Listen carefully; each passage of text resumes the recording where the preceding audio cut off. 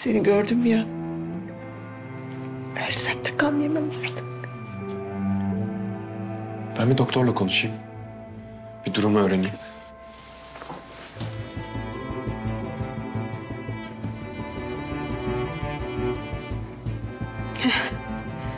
İyi insan da lafının üstüne gelirmiş.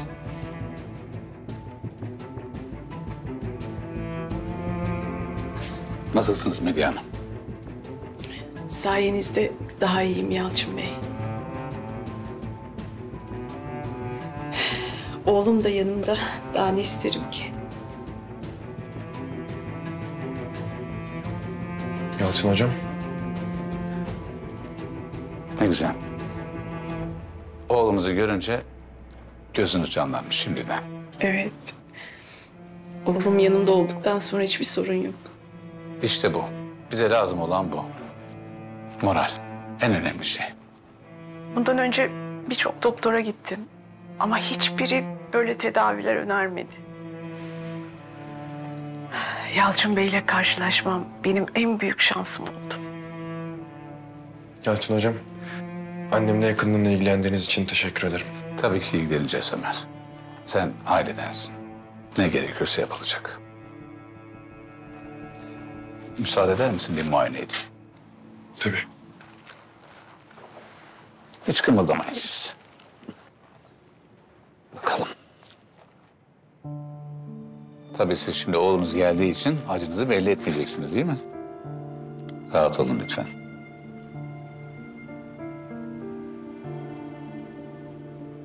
Bol bol su içeceksiniz. Hı? Şu aşamada çok önemli.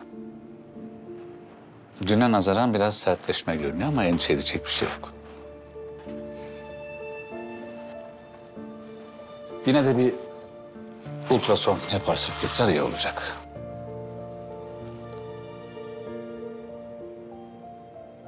Bir ağrın mı var anne? Bir yerin mi acıyor? Yok. Ağrım yok mutluluktan. Oğlum büyümüş. Kendini yetiştirmiş. Doktor olmuş. Sizin gibi yüce gönüllü bir insanla da meslektaş. Bu gurur hayat boyu bana yeter. İleride sizin yaşınıza da geldiğimde inşallah sizin gibi bir insan olurum.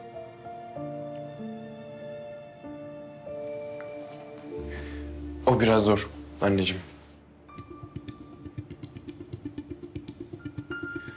Yalçın Hoca Türkiye'nin en iyi cerrahlarındandır. Ben onun yarısı kadar bile olsam iyi. Oğlunuz kesinlikle çok daha yüksek yerlerde olacak.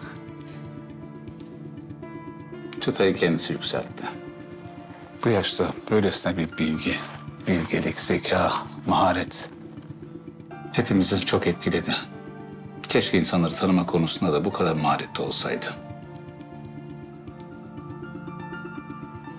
Kimden iyilik, kimden kötülük geleceğini ayırt edebiliyor olsaydı.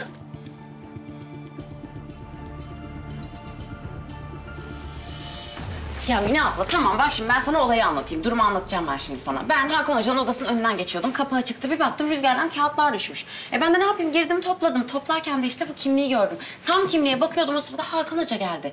Ben de açıklamaya çalıştım öyle hocam falan derken çık dışarı diye bir bağırdı. İşte bak öyle bağırmasaydı eğer ben buna kafayı bu kadar takmazdım. Yani kim bu? Kim olabilir bu bilmiyorum. Sadece kimliğe bakmam bile Hakan Hoca'da böyle bir tsunami yarattıysa ya bilmiyorum kim olabilir ki? Leyla, Hakan Hoca'da tsunami etkisi yarattıysa demek ki konuşulmasını, bilinmesini istemediği biri. Anlatabiliyor muyum Leyla? Bana bak. Anlatabiliyor muyum? Mine abla sen şimdi böyle yapınca ben daha da çok meraklandım. Leyla! Tamam şaka yaptım. Şaka yaptım.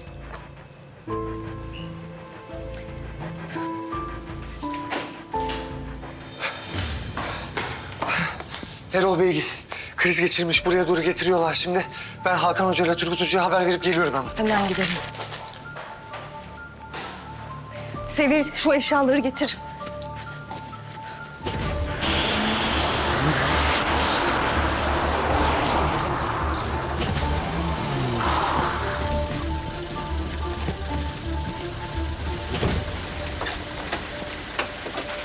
Acele edin biraz. Açın kapıları.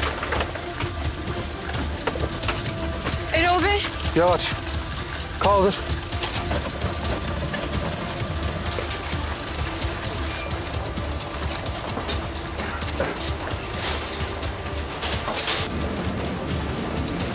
Hastayı hibrite alalım. Soldan. Tamam. Geçin Tamam. yavaş yavaş dikkat edin. İlk yatağa koyacağız. Bektaş geç. Yatağı aldıktan sonra hastayı hemen monitörize edelim. Vital bulgularına bakacağız. 1, 2, 3. hop. Seni diyorum. Alın. Elektrotlar takılı. Pulse oksimetre takılsın.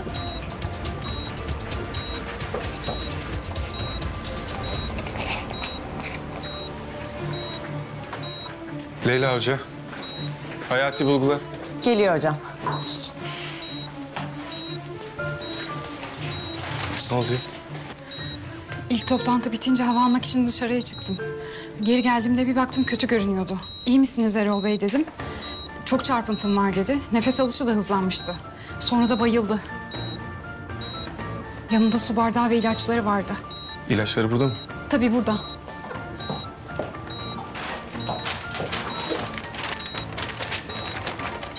Hakan, lütfen onu hayatta tut. Rutin kullanılan ilaçlara benziyor ama ben bunlara detaylı bir şekilde bakarım. Onları bir uygun bir yere koy. Tabii hocam. Evet Leyla Hoca. Durum ne? Hocam 60'a 40 zayıflıyor. Çok hızlı bir şekilde 1000 cc izotonik verin. Oksijen takın. Nitrogliserin hazırlayın. Bir de trambolitik tedaviye başlayın. Çok hızlı. Hadi, hadi. Tamam. Tamam hocam. Anneni Gümüşok'a nakletmemiz durumunda hemen kök hücre tedavisine başlayabiliriz. İyi bir sonuç alacağımıza, annenin iyileşeceğine inanıyorum. Sen de raporlara bakacak olursan göreceksin. Gümüşok'ta o tedaviyi yapacak bir uzman yok diye biliyorum ben. Doğru. Bunu kimseyle paylaşmadık ama yakın bir zamanda Amerika'dan bir hastaneyle kök hücre tedavisi konusunda ortak çalışmaya karar verdik. Eğer annenin tedavisine izin verecek olursan tedaviye ilk başlanacak hastalardan birisi annen olacak. Değerleri de iyi. Bugün Gümüşok'a nakledersek hemen ilk küre başlayabiliriz. Ne dersin? Önce siz söyleyin. Bir insanın altında ezileceği kadar büyük iyiliğinize karşılık ben ne yapmalıyım? Yanımda ol.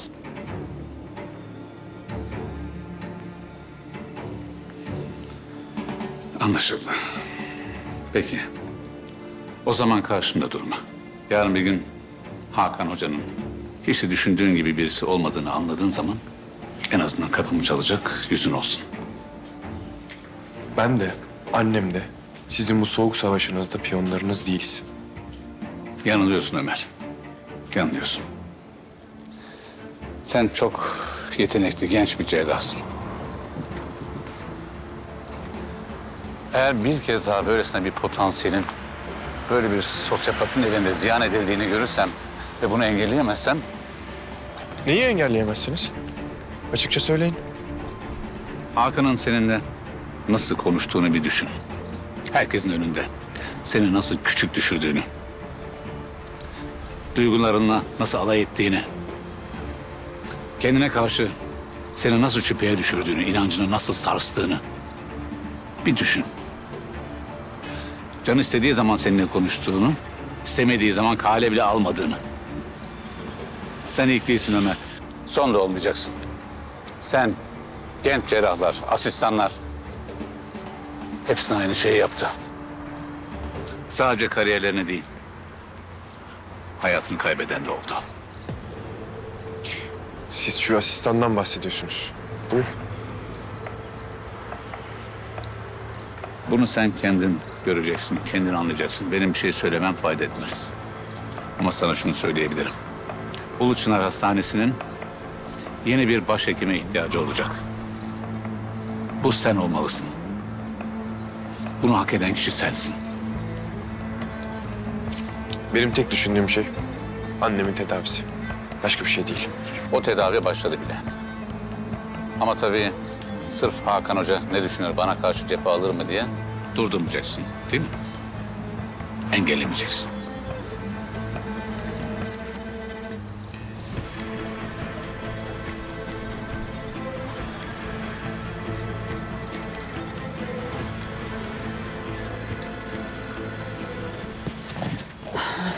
Hocam Erol Bey'i getirmişler. Erol Bey mi? Niye? Fenalaşmış. Ne diyorsun? Çabuk çabuk. Berk, vital bulguları çok iyi görünmüyor. O yüzden monitöre bağlı kalacak hep. Her yarım saatte bir de EKG'sine bakılacak. En küçük değişiklikte bana haber verilecek. Ben yanındayım hocam. Hakan durumu nasıl? Berk yanında kalacak. Sürekli gözetim altında tutacağız. Çünkü ilk 24 saat çok kritik. Erol Bey yaşamalı. Bizim için çok önemli biliyorsun değil mi? Tamam Arzu, tamam ben elimden geleni yapacağım. Sen de şu paniğini bir at üstünden. Belki paniksiz halim bizim daha çok işimize yarar. Lütfen Hakan elinden gelen her şeyi yap. Sen işinin başına dön. Orası seni sakinleştirir. Çünkü senin burada yapacağın hiçbir şey yok. Bundan sonrası bizde. Küçük bir değişiklik de olsa ben sana haber vereceğim. Hiç merak etme. Ne oldu? Nasıl Erol Bey? Ben niye haberdar edilmiyorum? Haber versem ne olacak? Ne yapacaktın? Arzu Hanım, Erol Bey'i Gümüşok'a mı alsak? Yani burası uygun mu? Erol Bey benim hastam. Ve bu kritik ameliyat için beni seçti. Bu hastaneyi seçti. O yüzden onunla ilgili bütün kararları ben veririm. O bu hastanede kalacak, bitti. Hakan Hoca haklı. Erol Bey'in talimatı da bu yöndeydi. Bülent Bey sizinle konuşmam gereken şeyler var. Birazdan odanıza uğrarım olur mu?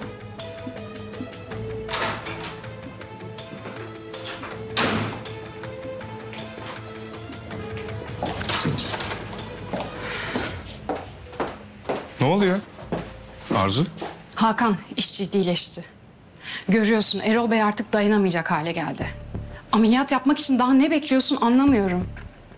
Hazır buraya kadar gelmişken bir iki gün içinde bu ameliyat olmalı. Hatta hemen bu gece. Arzu bir sakin ol. Adam önce bir hayatta kalsın. Ne bu acele ya? Bu adam buraya son geldiğinde gayet iyiydi. Tetkikleri gayet iyi geçmişti. Ne oldu bu adama bir anda? Hı? İlaçlarını falan mı yanlış verdiniz? Ne yaptınız? Bilmiyorum her şeyden olabilir. Yanındayken ilaçlarını biz kontrol edip veriyoruz. Ama yalnızken ne yapıyor bilmiyorum ki. Ayrıca her şey çok çabuk sinirleniyor. Bir de son zamanlarda bir türlü ameliyat olamadığı için çok sıkıntı yaptı. Arzu, Erol Bey'in çok da iyi çalışmayan yapay bir kalbi var. O yüzden 12 saat içinde her şey olabilir. İlk önce hayati fonksiyonları bir yerine gelsin. Bir her şey normale dönsün. Sonra konuşalım. Hakan beklemeyelim artık. Lütfen beni dinle. Bak, bu yapay kalple alakalı bir durum değil. İlaçlarını vermemişsiniz. Diyetine dikkat etmemişsiniz. Ne oluyor Arzu? Tek mevzu o mu sadece? Hı? Yalçın'ın şu anda bu durumdan haberi yok. Öğrenirse ne olacak? Her şeyi karıştırmaya gelecek. O buraya kamp kurmadan senin bu ameliyatı yapmak için bir fırsatın var. Sen şu anda bir planlar kuruyorsun ya kafanda. Gelip her şeyi dağıtabilir. Öyle bir şey yapar ki tek başına savunmasız bir şekilde kalabilirsin. Etrafında, yanında, yörende kim varsa tek tek hepsini uzaklaştırır.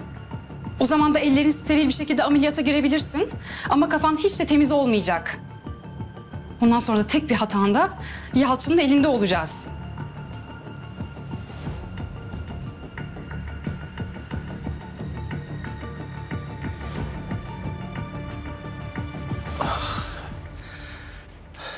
Vay be.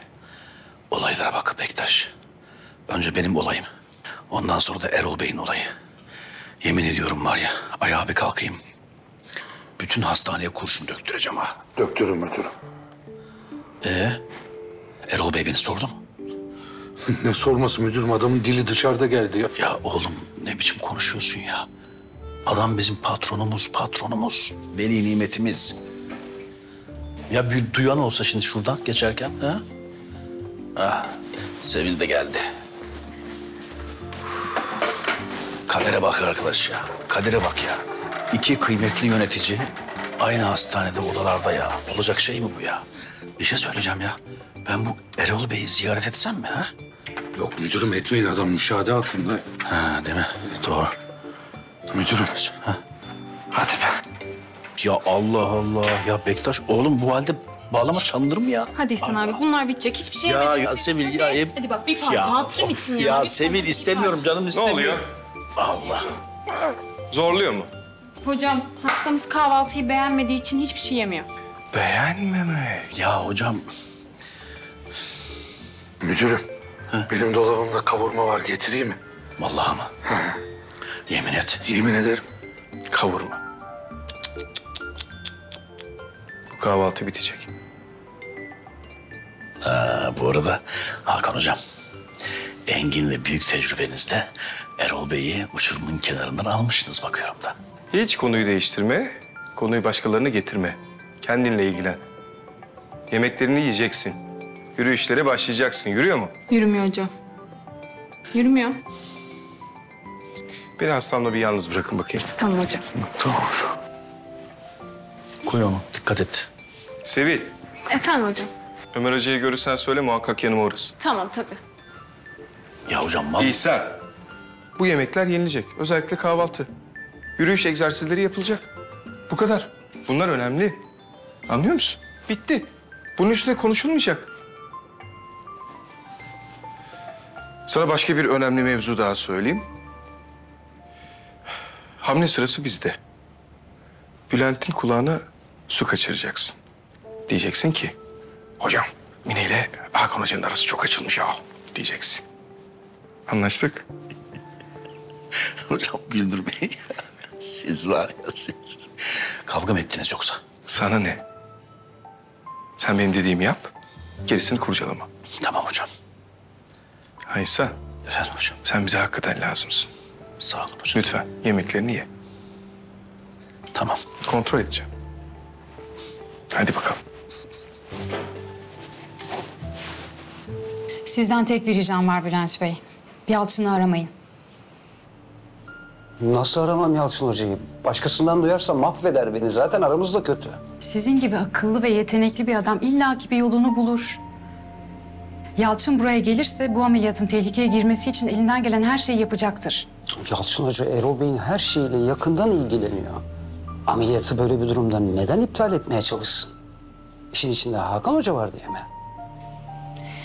Sizinle güzel bir dostluğumuz olduğuna inanıyorum Bülent Bey. Planlarımız baki. O yüzden sizinle açık konuşacağım. Erol Bey bugün ölse, Yalçın yarın başa geçer. Tahmin edersiniz ki oğlu dururken sizi başhekim yapmaz. Yok olur mu canım öyle bir şey? Yalçın Hoca beni düşünür. Oğlu dururken sizi düşünüyor, öyle mi? Öyle değil mi? Bence değil. Siz kenara itilmeyi hak etmeyecek kadar donanımlı birisiniz Bülent Bey. Yani teşekkür ederim de Arzu Hanım kafamı iyice karıştırdınız yani. Karışmasın. Beraberiz. Haksız mıyım? Elbette beraberiz. Bu ameliyat için sadece birkaç güne ihtiyacımız var. Hakan sayesinde Yalçın'ı alt edebiliriz. Siz sadece Berk'i zapt etmeye bakın bu sırada. Ne yapıp edin, babasına haber uçurmasına engel olun. Arzu Hanımcığım, Erol Bey'in şu anki durumuyla bir alakanız var mı? Nasıl? Yani diyorum hani siz bir şey yapmış olabilir misiniz? Saçmalamayın. Bu kadar büyük bir riski göze alabilir miyim zannediyorsunuz? Haklısınız tabii. Benimkisi de soru.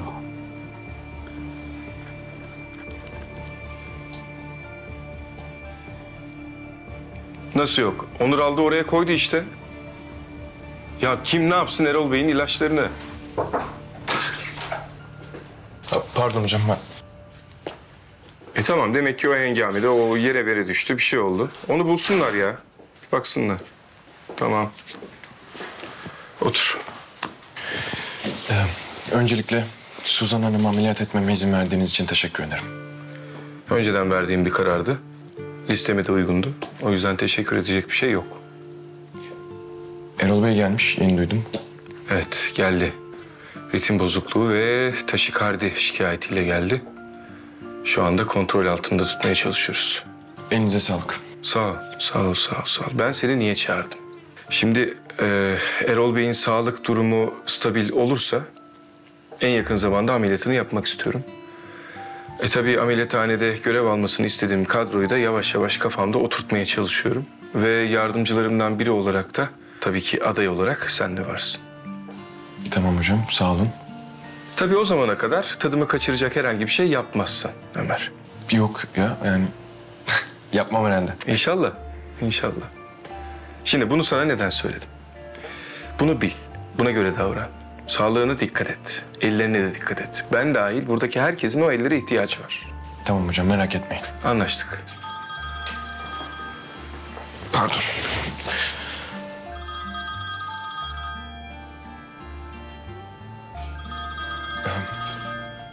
İşte bak.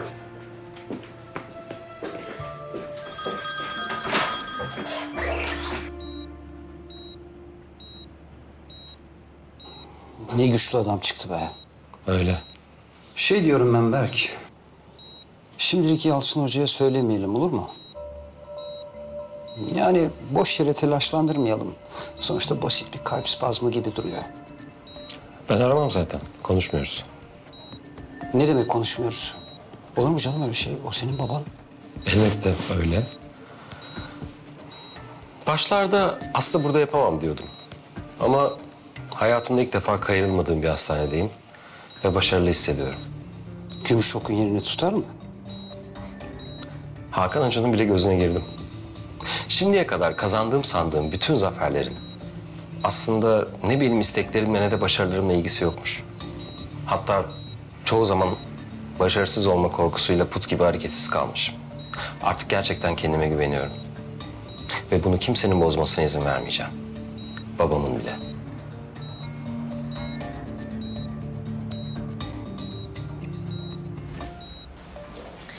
Erol Bey'in ameliyatı için heyecanlı mısın?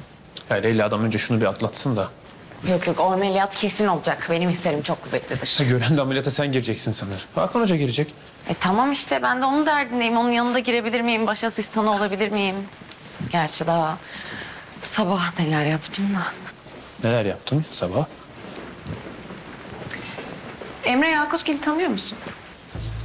Ya aynı döneme denk gelmedik. Bizden çok büyüktü ama adını duymuştum. Ameliyatta hayatını kaybetti, çok gençti falan diye. Ne ameliyatıydı? Bilmiyorum, o kadarını hatırlamıyorum. Peki ameliyatı yapan cerrah kimdi? Gencecik bir çocuğun ölümüne sebebiyet verdi. Nasıl ya? Asistanıydı. Çocuk güvendi buna. Öldü gitti. Yoksa bu kadar yetenekli biri böyle gizli saklı işlerle 3. sınıf bir hastanede niye çalışsın? Hakan Hoca olabilir mi? Leyla, öyle bir şey olabilir galiba, biliyor musun? Yani yüksek ihtimal.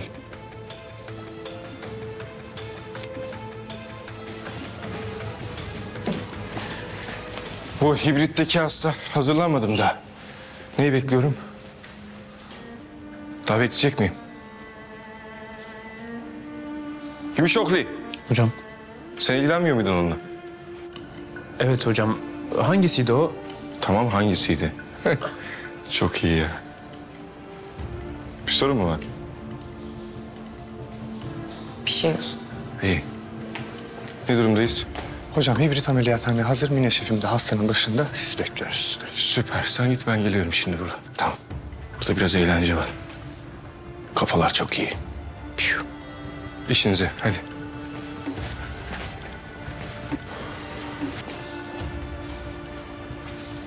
Berna hemşire, çay içen arkadaşlarınıza söyle, paketten çıkan diğer şekeri çöpe atmasınlar, tamam mı? Yani eve götürüyorlarsa tamam, helal olsun ama yani ziyan etmemek lazım. Yapmıyoruz müdürüm. Ya ben yine söylemiş olayım da. Hocam, 101 nolu odadaki hastanın son testleri. Tamamdır. Sağ ol büyük hemşire. İhsan Bey, iyi görünüyorsunuz. Mecburen hocam, mecburen. Sizin meslek size nasıl kutsalsa benim görevim de bana kutsaldır hocam. Ayaklanacağız ve görevimizin başına geçeceğiz hocam. Doğrudur. İyi olmanıza sevindim. Sağ olun. Sağ olun hocam da ben sizi pek keyifsiz gördüm. Yo, size öyle gelmiştir. Ha, bana öyle gelmiş.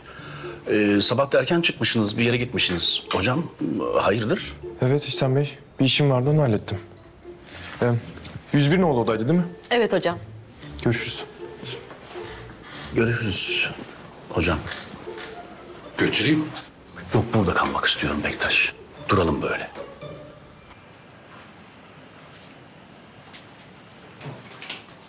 Torosentez için hazırız.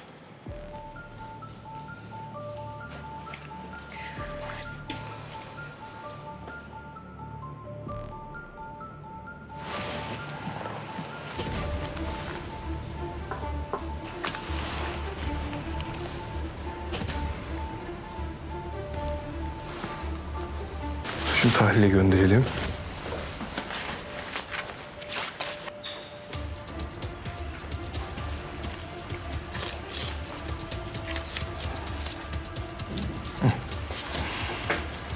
Leyla'ya sen mi söyledin? Neyi? Rahmetli Emre'yi. Ben söyledim. Kötülüğünü istiyorum ya. Ben öyle bir şey mi dedim şimdi? Sen bana yıllar önce bir kere konuyu açma dedin. Açtın mı? Kendi bulmuş. Masanın yanındaymış. Sen de öyle fazla aşırı tepki verince merak etmiş. Bu kadar önemli madem yerde orada ne işi var? Bakın ben de merak ettim şimdi. Kusura bakmayın. Sizi hiç alakadar etmeyen konular hakkında konuştuk. Kusura bakmayın. Yok problem değil ya. Sonuçta benim için de gergin bir durumdu. Yani koca şırıngayla su çektiniz. Gerginliğimi aldı. Beyefendi hareket etmezseniz hala devam ediyoruz. Ben o fotoğrafla ilgili fazla tepki gösterdiğimi söyledim. Haklısın. Ama sen de Yalçın'la görüşmeye gitmeyecektin. Özür dilemek için çok geç. Ben özür dilemedim ki. Hata yaptın. Ben de fazla tepki gösterdim. Onu söylüyorum işte. Ben hata falan yapmadım Hakan. Konuştukça batıyorsun. Ya. Abla be. Abi affetsen mi? Bak özür de diyor senden. Ya kardeşim ben özür dilemiyorum ya. Allah Allah. Sen önüne döner misin? Affetmiyorum. Affetmeyeceğim. İyi etme. Ben öbür hastalarıma bakmaya gidiyorum. Size kolay gelsin.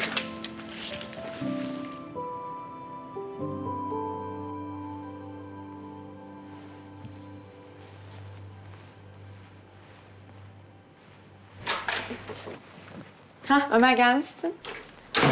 Öldüm ya meraktan. Ne yaptın? Konuşabildin mi? Görüştüm. Ne oldu? Kötü bir şey mi var? Yok yani tabii çok iyi değil ama hastalığı biliyorduk zaten. Ya ne bileyim. İyi yani sen öyle bir şey söylemeyince ben de hani durum senin baktığın raporlardan daha kötü sandım. Yok yani işte gittim geldim biraz yoruldum. Bir de uzun zamandır görüşmüyorduk biliyorsun. Ya kim bilir o da ne kadar sevinmiştir seni görünce. Sevindi tabii. Sevinmez mi? Nasıl peki iyi mi? İyiyim. Tedavisi de iyiye gidecek inşallah. İnşallah. Nerede? Hep özelde mi? Yok devlette. Poyraz'da uygulama var. Biliyorsundur. Güzel. İyidir orası. Öyle. İyi.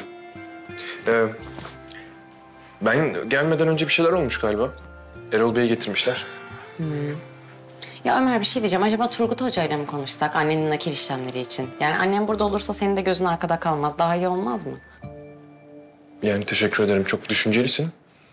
Ama böylesi daha iyi. Neden? Ömer bak bir şeyden tedirgin oluyorsan, kaygı duyduğun bir şey falan varsa söyleyebilirsin. Yani hepimiz burada zaten aile gibi olduk artık biliyorsun. Evet biliyorum. Hatta bence Hakan Hoca bu işi halledebilir. Ona söyleyelim. Hem annen nakil olduktan sonra önümüzdeki yol içinde bize akıl vermiş olur. Annenin eski doktoruyla konuşur. Kimseye bir şey söylemeyecek.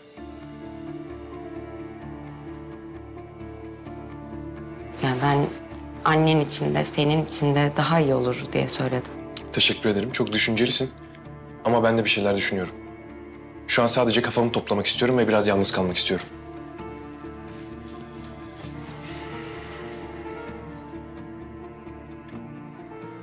Peki.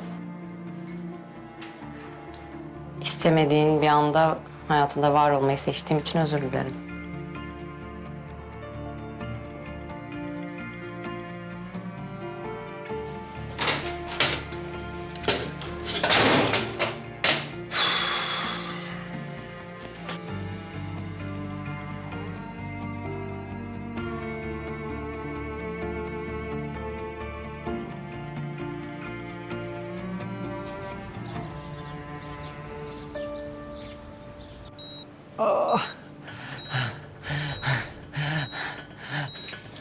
Lütfen biri arkadaşıma bakabilir mi? Şikayetiniz nedir? Dünden beri karnının ağrıdığını söyleyip duruyor. Ağrınız tam olarak nerede? Bir gösterir misiniz bana? Hocam yardımcı olabilirim. Ben de boşa çıktım. Tamam. Genel durumu nedir? Satürasyon 89, tansiyon 11'e 7, nabız 130. Tamam. Ateşine bak hemen. Tamam hocam. İzninizle bir kontrol edeceğim.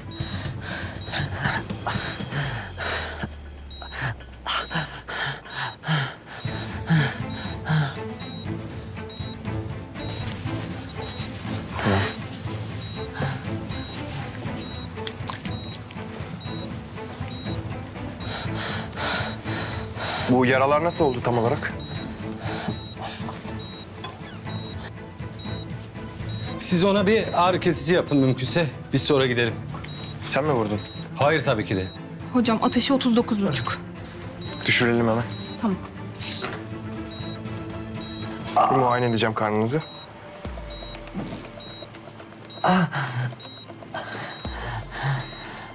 Gökçe hemşire, ultrason alabilir miyim? Hemen hocam.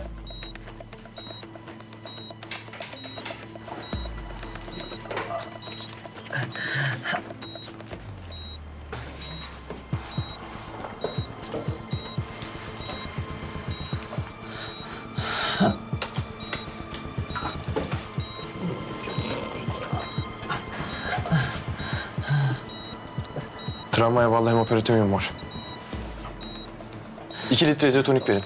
100'lük dextroz içine 50'lik petidin ve 2 ampul devasidi vereceğiz. Karıştırın ikisini. Tamam hocam. CT taraması yapmadan önce 4 tüp kan alınsın. Tamam. Mı? Taramadan önce ben geleceğim yanınıza.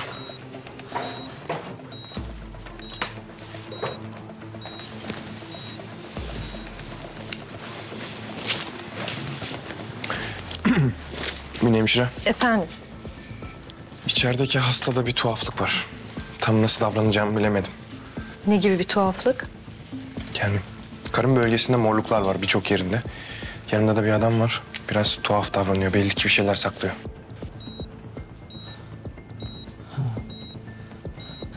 Biz ne yapacağız şimdi? Şimdi sana ağrı kesici yapacaklar. Oradan da başka bir yere gideceğiz. Müsaadenizle.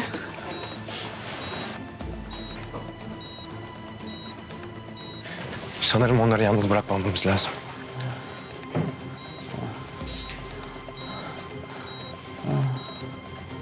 Ben Hakan Hoca'ya haber vereyim.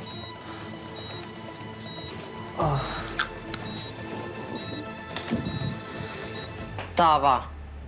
Bana. Bana dava mı açacaklarmış? Kazada sürücülerden birinin izinsiz kan örneğini aldın mı? Ha bu yüzden mi bana dava açıyorlar? Leyla, izinsiz kan örneği mi aldın? Ya o sarhoş yüzünden bir sürü insan öldü ve bana dava açıyorlar öyle mi? Olay ortada işte. Olay yerinde izin almadan, inciterek, rızasız bir şekilde kan almışsınız. Ben rızasını aldım. Kim söyledi almadığımı? Aldın mı? Evet. Hah, tamam. İşte halloldu. Leyla Hoca hastanın rızasını almış. Kendisinden mi? Hı hı. Hani nerede kanıtı? Yahu Allah Allah, bir prosedür imzalamıştır elbette. Yani 6-7 arabalık bir zincirleme kaza mahalli. Bir form doldurtacak durumda değildim. Ama ben arkadaşa sordum. Kendisi bir makineye üflemektense kan testi yaptırmayı tercih etti. Böyle bir rıza gösterdiğini, hatırlamadığını bana bizzat söyledi. Ya kendisi çünkü ayakta durabilecek halde değildi. Doktor hanım sakin olun. İşimizi yapıyoruz. Size de iyi günler. Ben öğreneceğimi öğrendim. Peki, iyi günler.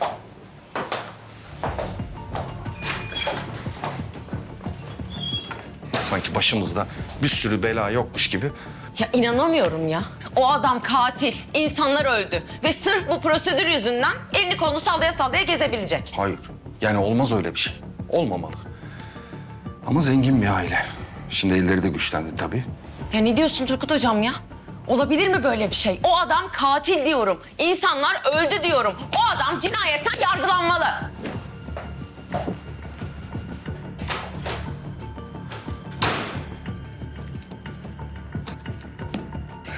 Hadi atla peşimden.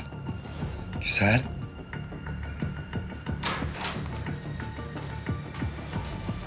Konuşmamız lazım.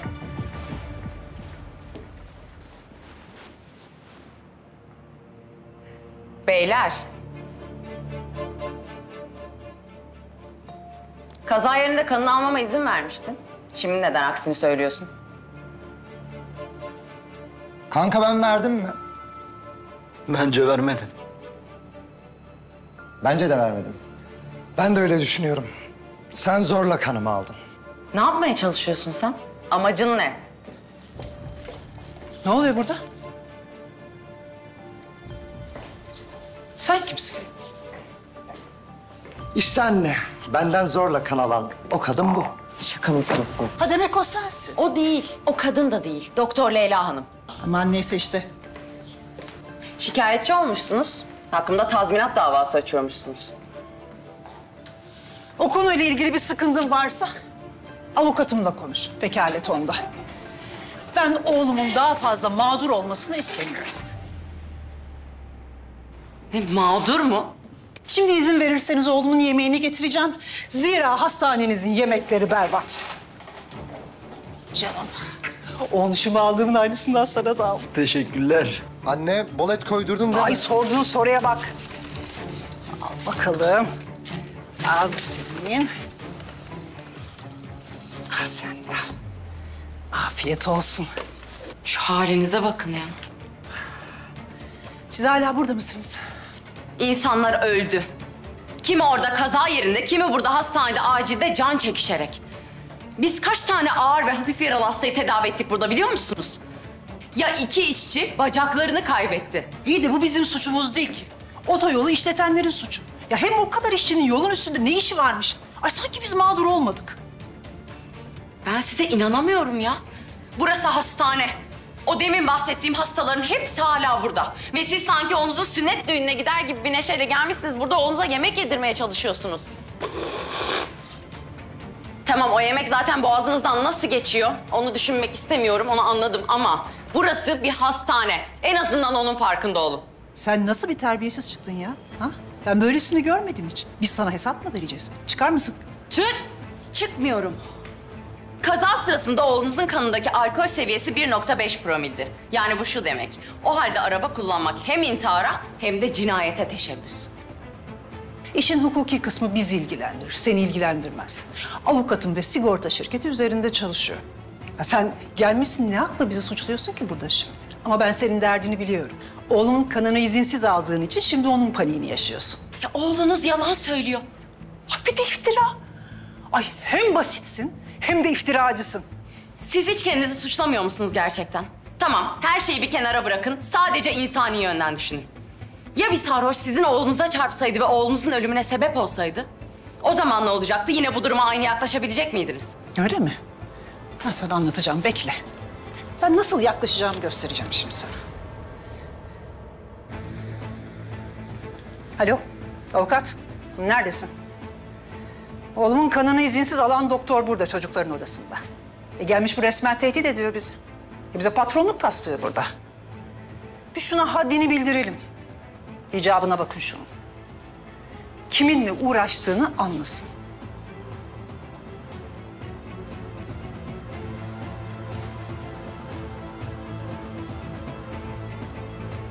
Yani demediği şey kalmadı, hakaret eden yine biz olduk. Bir de üste çıkıyor ya. Yani ben böyle utanmaz insan görmedim. Şu kadarcık pişmanlık yok ya yüzlerinde. Sabrısını aç bıraktık. Nasıl da içiyor çorbayı. Ne oluyor ya? Ne bu halin? Ben insanları anlamaya çalışma çabamın sonuna gelmiş durumdayım. Hayırdır, Ömer'le ilgili bir şey mi var? Yok ya, öyle bir şey değil. Benim başım yine belada. Ne, şaşırdık mı? Bu sefer ne oldu? Şu alkollü sürücüyle annesi beni dava ediyor. Nasıl ya? Hem suçlu hem güçlüler yani. Bakalım daha neler göreceğiz. Ya bak, asıl benim seni gördüğüm çok iyi oldu. Ömer'i göremedim ben bugün hiç. Ne yapmış annesiyle ilgili? Görmeye gitti. Ciddi mi? Sonunda ya. Nasılmış? Yani iyi dedi ama... Bilmiyorum Murat, sanki bir şeyler saklıyor gibiydi. Poyraz Uygulama Hastanesi'ndeymiş annesi. Yani ben de dedim ki hani gözün arkada kalmasın, buraya almanın yollarını bulalım falan. Beni konuşturmadı bile, çok gergindi. Ya Ömer, masraflara takılıyor olmasın? Sonuçta burası özel bir hastane. Olabilir. Ömer böyle şeylerle çok hassastır biliyorsun. Yani lafının bile açılmasına izin vermez. Ama haberi olmazsa izin verir. Bak benim Poyraz'da bir arkadaşım var. Onu arayıp Medya teyzenin durumunu sorayım. Duruma göre buraya nasıl getirebiliriz bakarız. Tamam. Ama bak Murat, gözünü seveyim, Ömer duymasın, ters teper. Beni bile payladı. Ya tamam, merak etme. Onun haberi olmadan, kırmadan, üzmeden hallederiz bu işi. Ben kaçıyorum. Tamam, görüşürüz. Hadi görüşürüz.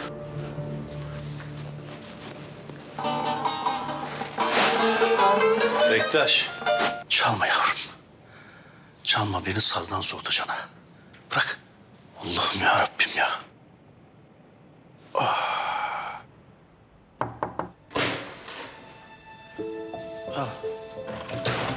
İhsan Beyciğim, Nasıl üzüldük anlatamam. Yani koşuşturmadan da bir türlü yanınıza gelemedim. Çok geçmiş olsun. Yalçın hocam da geçmiş olsun dileklerimi iletmemi istedi. Eksik olmayın hocam. İkiniz de sağ olun. Bektaş, yavrum bu yemekte ne çıkacakmış? Bir git de baksana bize. Vallahi personele mercimek çorbası bir de İzmir köftesi müdürüm. Evet. Benim yemeğim neymiş? Bir git bak. Beklemeye gerek yok müdürüm ya. Ben onu telefonla hallederim şimdi. Bektaş. Efendim? Git.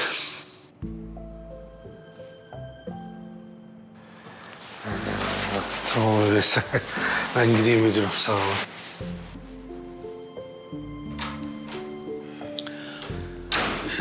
Daha rahat konuşuruz diye şey yaptım.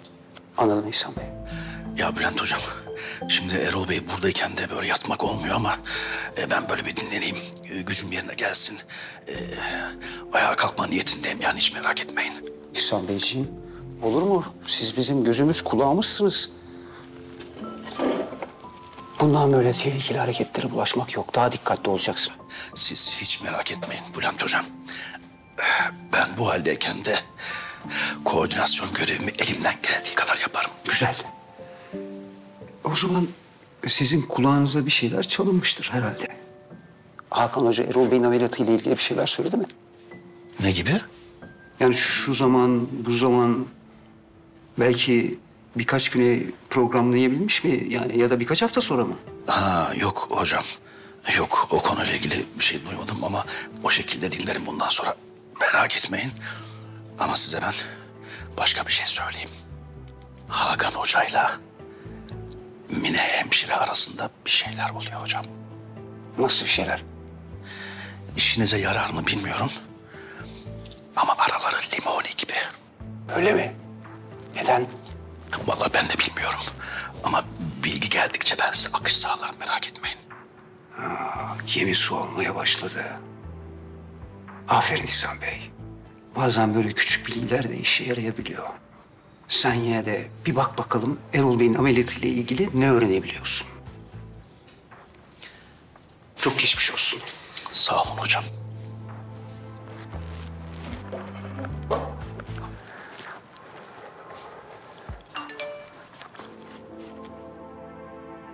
Erol Bey uyandı.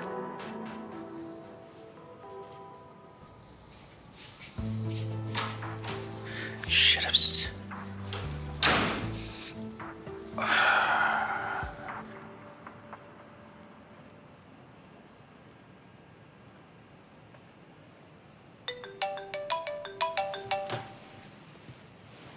Efendim?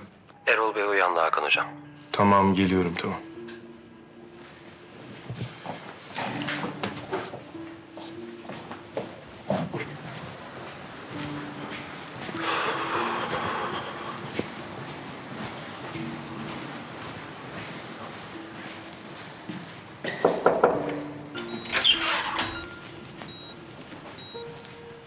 Erol Bey, geçmiş olsun.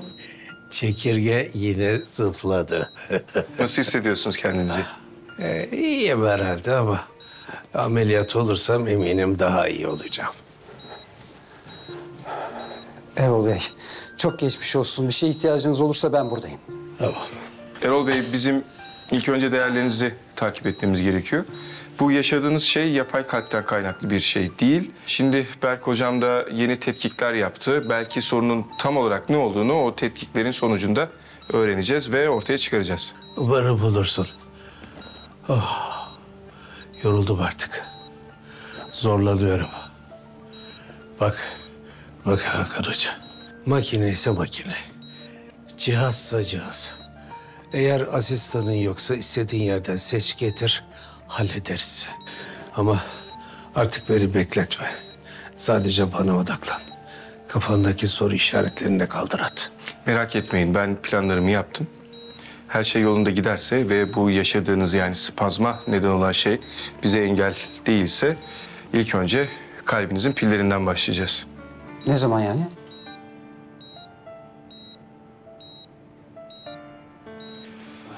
Erol Bey, bu son zamanlarda hiç yediğiniz, içtiğiniz farklı bir şey oldu mu? Özellikle kullandığınız farklı bir ilaç.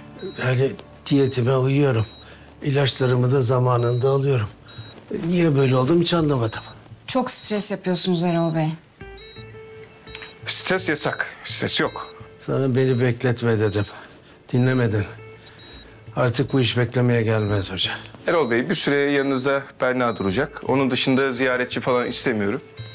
Berk Hoca ve ben arada bir gelip tetkiklerinize bakacağız. Sizi kontrol edeceğiz. Onun dışında sizi kimse yormayacak. Evet Bülent'ciğim hadi. Hadi herkes işine. Erol Bey.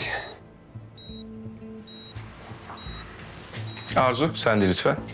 Şaka yapıyorsun herhalde. İşin mevzu bahis olduğunda şaka yapmam. Görüşeceğin zamanı ben sana söylerim. Erol Bey'le görüşürsün. Şimdilik lütfen kapının dışında bekle.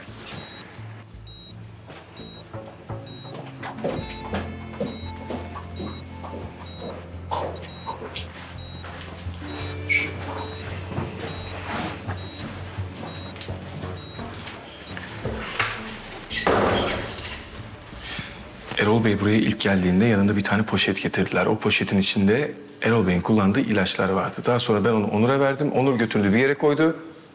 Koyuş o koyuş. Bir daha o ilaçlar görülmedi. Odaya falan getiren oldu mu hiç? Hayır hocam. Kafayı yiyeceğim. Nerede bu ilaçlar ya? Hiç bilmiyorum. Kan değerleri çıktığında ilk ben göreceğim. Tabii ki. Tamam artık kendine geldi Erol Bey ama sen gene de düzenli aralıklarla geliyorsun ve kontrol ediyorsun. Elbette hocam.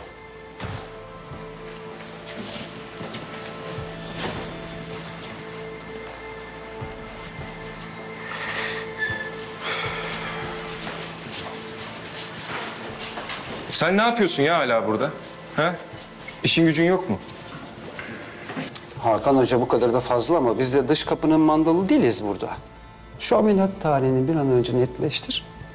Biz de gerekli hazırlıklara başlayalım. İyi. Ameliyat tarihini söyleyince öğreneceksin zaten. O zamana kadar Erol Bey'in yanına gitmek yok. Oksijeninden çalmak yok. Lütfen git işlerinle ilgilen. Sen iyilikten ne anlarsın? Arzu. Benden bir şey mi saklıyorsun?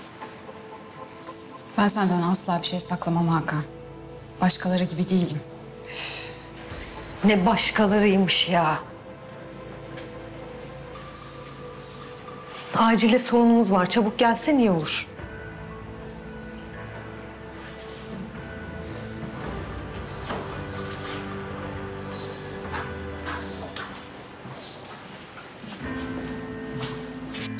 Hemoperitonyum değil. Pamperitonit. Bence bağırsak perforasyonu. Yani divertikül görebiliyorum ama perfore divertikülit olduğunu da sanmıyorum. Hocam karın bölgesinde bazı morluklar var. Yani bağırsak perforasyonu olması daha muhtemel.